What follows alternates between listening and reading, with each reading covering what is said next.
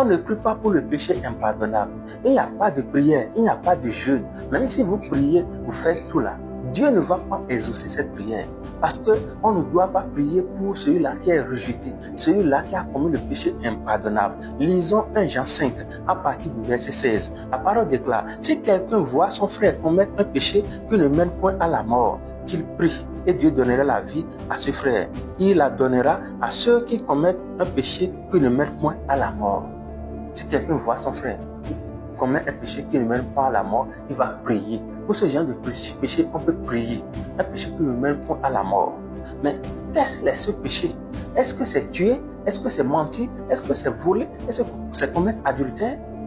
Bien aimé, beaucoup se perdent aujourd'hui. Ils ne connaissent pas ce péché. Et il dit toujours au verset 16, il y a un péché qui mène à la mort. Ce n'est pas pour ce péché que je dis de prier. Ce péché qui mène à la mort, ce n'est pas pour cela qu'il dit de prier. Et au verset 17, il dit, toute iniquité est un péché.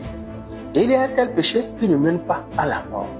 Il y a un tel péché qui ne mène pas à la mort. Bien aimé, il s'agit de quel péché qui ne mène pas à la mort? Lisons rapidement Hébreux 6 à partir du verset 4. Car il est impossible que ceux qui ont une fois été éclairés, qui ont goûté le don céleste et qui ont part au Saint-Esprit, qui ont goûté la bonne parole de Dieu et les puissances du siècle à venir, verset 6, et qui sont tombés, soient encore relevés et amenés à la perfection, puisqu'ils crucifient pour leur part le Fils de Dieu et l'exposent à l'ignominie. Ça veut dire quoi? Des gens qui ont connu, ça veut dire que ce n'est pas tout le monde qui peut commettre le péché impardonnable. Ce n'est pas celui-là qui est venu aujourd'hui dans l'église qui peut commettre le péché impardonnable. Ce n'est pas celui-là, en réalité, qui a reçu le Saint-Esprit et qui a commencé aujourd'hui qui peut commettre le péché impardonnable. Bien aimé, suivez bien. On dit, car il est impossible que ceux qui ont été une fois éclairés, il a été éclairé, oui, qui ont goûté le don céleste, il a goûté les dons, les merveilles de Dieu. Il a goûté le don céleste. Il a goûté les dons de Dieu en lui.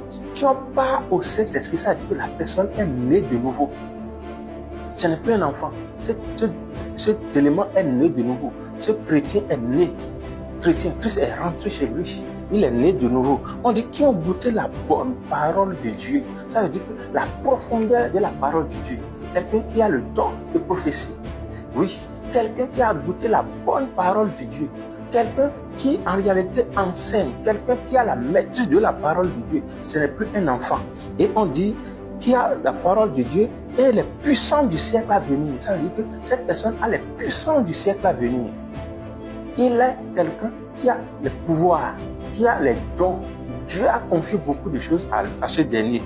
On dit, s'il est arrivé à tomber maintenant, ça veut dire qu'il a renoncé au Saint-Esprit.